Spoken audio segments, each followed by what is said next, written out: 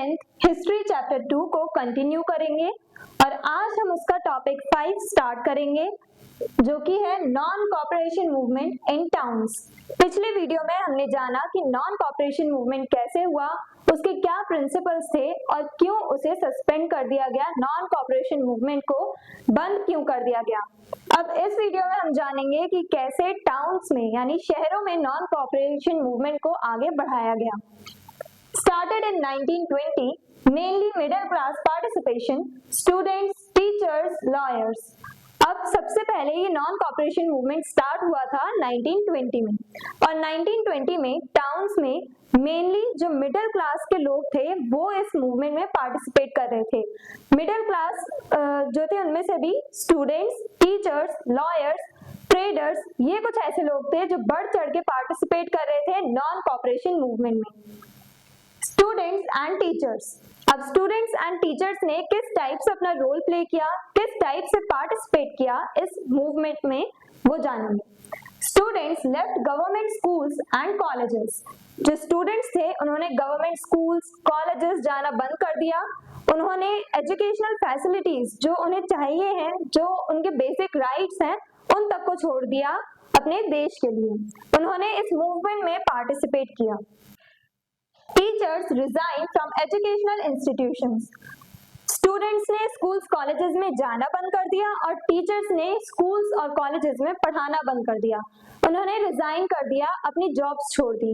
Educational institutions यानी यही schools and colleges जहां पे ये अपनी जॉब किया करते थे, उन्होंने अपनी जॉब छोड़ दी, रिजाइन कर दिया टीचर्स ने। लॉयर्स ने भी पार्टिसिपेट किया इस नॉन कॉपरेशन मूवमेंट में। अब वो कैसे किया? Prominent lawyers like C. Rajagopalachari, Motilal Nehru, Chittaranjan Das gave up their practices. Prominent यानी कुछ जाने पहचाने जो फेमस लोग हैं उनको कहा जाता है prominent leaders। अब यहाँ पे prominent lawyers की बात हो रही है, यानी जो फेमस lawyers थे जैसे C. राजागोपालाचारी, मोतीलाल नेहरू जो कि जवाहरलाल नेहरू के फादर थे, जवाहरलाल नेहरू के पिताजी थे। चित्तरंजन दास, ये कुछ ऐसे प्रोमिनेंट लॉयर्स थे जिन्होंने अपनी लॉयर की पोस्ट छोड़ दी। उन्होंने नॉन कॉपरेशन मूवमेंट में पार्टिसिपेट करने के लिए अपनी जो लॉयर की पोस्ट है, जो गवर्नमेंट जॉब है, उसे छोड़ दिया। ट्रेडर्स एंड मर्चेंट्स, ट्रेडर्स जो ट्रेड करते हैं, जो इंपोर्ट और एक्सपोर्ट संभालते हैं, उन्होंने, और मर्चेंट्स वो भी इन्हीं ट्रेडर्स की कम्युनिटी है जो एक तरह से ट्रेड करते हैं, चीजें बेचना खरीदना ये सब हैंडल करते हैं। उन लोगों ने भी पार्टिसिपेट किया था इस मूवमेंट में। वो कैसे किया? Boycotted foreign goods and promoted स्वदेशी इंडियन मेड गुड्स। जो ट्रेडर्स थे उन्होंने क्या किया, जो फॉरेन गुड्स थे यानी जो ब्रिटिशर्स अपने देश इंग्लैंड से बना के जो भी सामान ला रहे थे इंडिया में, उसे बॉयकॉट करा, उसे छोड़ दिया। ट्रेडर्स ही लाते थे, एक्सपोर्ट करा जाता था। ब्रिटिश लोग जो थे यानी ब्रिटेन से, इंग्लैंड से, वो एक्सपोर्ट किया करते थे चीजें। तो एक्सपोर्ट करते थे यानी कि उनके जो देश है वहां से वो चीजें बाहर आया करती थी, इसलिए उसे एक्सपोर्ट कहा जाता है। और किस देश में आ रही है? इंडिया में आ रही है तो इंडिया में उसे इंपोर्ट कहा जाएगा। यानी अगर इंडिया में सामान आ रहा है बाहर के किसी भी देश से तो उसे हम इंपोर्ट कहेंगे, और अगर यहाँ से कहीं हम सामान भेज रहे हैं, बेच रहे हैं, तो उसे एक्सपोर्ट कहेंगे। तो ट्रेडर्स जो है उन्होंने फॉरेन गुड्स का यूज छोड़ दिया, उन्होंने ट्रेड करना छोड़ दिया। फॉरेन गुड्स यानी जो ब्रिटिशर्स ने जो भी चीजें बनाई हैं, प्रोडक्ट्स बनाए हैं, उन सबका ट्रेड करना छोड़ दिया। और स्वदेशी यानी इंडिया में बने हुए जो भी चीजें हैं, जो भी प्रोडक्ट्स हैं, उनके यूज को प्रमोट किया, उसके यूज को बढ़ावा दिया। Import of foreign cloth fail drastically. पहले क्या होता था, जो ब्रिटिशर्स थे वो ज्यादा से ज्यादा रॉ मटेरियल्स यहाँ से लेके जाते थे अपनी कंट्री में, अपने देश में, और वहां से प्रोडक्ट्स बना करके फाइनल गुड्स हम तक पहुंचाया करते थे। तो ये जो हम इंपोर्ट करवाया करते थे इंग्लैंड से, उसमें बहुत तेजी से कमी आई, यानी बहुत ज्यादा, एक कह सकते हैं कि ब्रिटिशर्स की जो इकोनॉमी है, जो अर्थव्यवस्था चल रही थी, उसमें काफी ज्यादा नेगेटिव चेंजेस आए। ब्रिटिशर्स को बहुत ज्यादा सफर करना पड़ा, क्योंकि अगर वो एक्सपोर्ट नहीं करेंगे, अगर इंडिया में सामान वो इंपोर्ट नहीं करेंगे, इंडिया में सामान नहीं बेचेंगे ला करके, तो एक तरह से उन्हें इकोनॉमिकल लॉस होने वाला है। उनके पास पैसे उतने नहीं आ पाएंगे, उनका उतना प्रॉफिट नहीं हो पाएगा। अब इंडियंस ने फॉरेन क्लोथ, जो फॉरेन गुड्स थे, जो ब्रिटिशर्स के बनाए हुए जो प्रोडक्ट्स हैं, उन सबको छोड़ दिया था, उन सबके यूज को छोड़ दिया।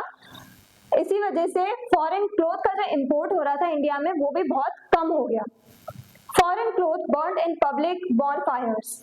अब जो ब्रिटिशर्स के थ्रू बनाए गए जितने भी प्रोडक्ट्स थे, जितनी भी चीजें ब्रिटिशर्स ने बनाई थी और इंडिया में लाए थे वो लोग, उन सब चीजों को जला दिया गया। बॉनफायर यानी पब्लिक में, सबके सामने, रोड्स पे, वहां पे प्रोडक्ट्स को, ब्रिटिशर्स के प्रोडक्ट्स को जला दिया गया। Liquor shops and foreign cloth shops were picketed. Liquor shops यानी शराब की दुकानें। अब शराब यानी जो लिकर है वो भी ब्रिटिशर्स ही लेके आए थे इंडिया में। वो यहाँ पे लिकर को बहुत ज्यादा प्रमोट कर रहे थे और उससे बहुत ज्यादा प्रॉफिट अर्न कर रहे थे, बहुत ज्यादा प्रॉफिट कमा रहे थे, पैसा कमा रहे थे। तो लिकर शॉप्स और जो फॉरेन क्लोथ यानी उनके थ्रू बनाए गए जो टेक्सटाइल है, जो कपड़े हैं, ये दो ऐसी चीजें थी जिससे ब्रिटिशर्स सबसे ज्यादा पैसे कमा रहे थे और इन्हीं दो चीजों को लोगों ने बंद कर दिया। लिकर की जो शराब की जो दुकानें थी उन्हें बंद कर दिया गया, वहां पे तोड़फोड़ की गई। और फॉरेन क्लोथ शॉप्स जो हैं, जो ब्रिटिशर्स की लाए हुए जो कपड़े थे, उन सब की दुकानों को भी बंद कर दिया गया। लोगों ने प्रोडक्ट्स खरीदने बंद कर दिए थे तो दुकानें अपने आप ही बंद हो गई। Use of khadi, homespun cloth encouraged. अब चरखे का यूज करके इंडिया में ही हर एक इंसान खादी बना रहा था। जिसको भी चरखा यूज करना आता था वो खादी क्लोथ बना रहा था। तो प्रमोट किया गया, यानी नॉन कॉपरेशन मूवमेंट में, टाउन में जो नॉन कॉपरेशन मूवमेंट चल रहा था वहां पे लोगों को एनकरेज किया गया कि वो ज्यादा से ज्यादा खादी का यूज करें, ब्रिटिशर्स के लाए गए कपड़े ना यूज करें, वो अपने इंडिया में बनाए हुए खादी क्लोथ का यूज करें। अब इन सब का रिजल्ट क्या निकला टाउन में, यानी शहरों में इस सब का रिजल्ट क्या निकला, क्या आउटकम निकला, नतीजा क्या था? Strengthen the spirit of nationalism among the urban middle class। जो अर्बन यानी शहर में रहने वाली जो मिडिल क्लास थी उनके बीच में नेशनलिज्म, देशभक्ति वाली फीलिंग और ज्यादा डेवलप होती गई और ज्यादा स्ट्रॉन्ग होती चली गई। बट पार्टिसिपेशन वाज लिमिटेड, लेकिन फिर भी पार्टिसिपेशन लिमिटेड था।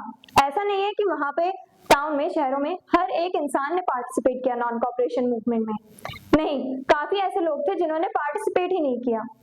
Poor could not afford costly khadi. Britishers जो कपड़े लेके आया करते थे बना करके इंग्लैंड से, जो भी प्रोडक्ट्स लाया करते थे, उनके दाम, उनके प्राइसेस कम हुआ करते थे। किसके कंपैरिजन में? खादी क्लोथ के कंपैरिजन में। खादी बनाने में बहुत मेहनत लगती थी, बहुत टाइम लगता था, तब जाके एक खादी क्लोथ बनके तैयार होता था। तो उसी सब डेडिकेशन और हार्ड वर्क की वजह से खादी का प्राइस भी बहुत ज्यादा था। तो इस वजह से जो गरीब लोग हैं वो खादी अफोर्ड नहीं कर सकते थे। वो खादी एक तरह से उनके लिए एक्सपेंसिव क्लोथ हो गया था, बहुत ज्यादा एक्सपेंसिव था, वो अफोर्ड नहीं कर सकते थे। इसी वजह से उन लोगों ने इस मूवमेंट में पार्टिसिपेट नहीं किया। उन्हें ब्रिटिशर्स के ही लाए गए सस्ते कपड़े उन्होंने पहनने स्टार्ट कर दिए। और बाद में क्या हुआ? Many students and lawyers return to government institutions. Starting में तो स्टूडेंट्स, लॉयर्स, टीचर्स सब ने बढ़ चढ़ के पार्टिसिपेट किया, लेकिन बाद में काफी सारे स्टूडेंट्स और लॉयर्स ने दोबारा से गवर्नमेंट इंस्टीट्यूशंस ज्वाइन कर लिए। लॉयर्स ने दोबारा कोर्ट में जाना स्टार्ट कर दिया और स्कूल्स में, मतलब गवर्नमेंट स्कूल्स में जाना दोबारा से स्टार्ट कर दिया स्टूडेंट्स ने और टीचर्स ने। तो इस वजह से यहाँ पे हमें पार्टिसिपेशन अच्छे से देखने को नहीं मिला टाउन्स में, शहरों में, क्योंकि लोग अपनी जो लाइफ है उसमें चेंज नहीं ला पाए, लैविश लाइफस्टाइल नहीं छोड़ पाए, और जो गरीब लोग थे वो लोग अफोर्ड नहीं कर पाए खादी को वो खरीद नहीं पाए। खादी का प्रमोशन उनके लिए एक तरह से बहुत ज्यादा एक्सपेंसिव था, खादी वो एक्सपेंसिव क्लोथ मानते थे, वो अफोर्ड नहीं कर पाते थे। तो ये सारे चीजें हमने देखी कि कैसे नॉन कॉपरेशन मूवमेंट टाउन में चला। खास करके जो अर्बन मिडिल क्लास थी उन्होंने पार्टिसिपेट किया था बढ़ चढ़ के स्टार्टिंग में।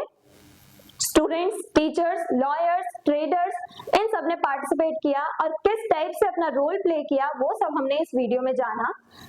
अगले वीडियो में हम कंट्री साइड यानी गांव में कैसे लोग पार्टिसिपेट कर रहे थे नॉन कॉपरेशन मूवमेंट में, उसके बारे में जानेंगे। अगर आपको इस चैप्टर के नोट्स चाहिए, डिटेल्ड नोट्स चाहिए, तो आप हमारी वेबसाइट studyseed.net पे विजिट कर सकते हैं। लिंक डिस्क्रिप्शन बॉक्स में गिवन है। मिलते हैं नेक्स्ट वीडियो में नेक्स्ट टॉपिक के साथ। Stay curious, stay consistent. Thank you very much.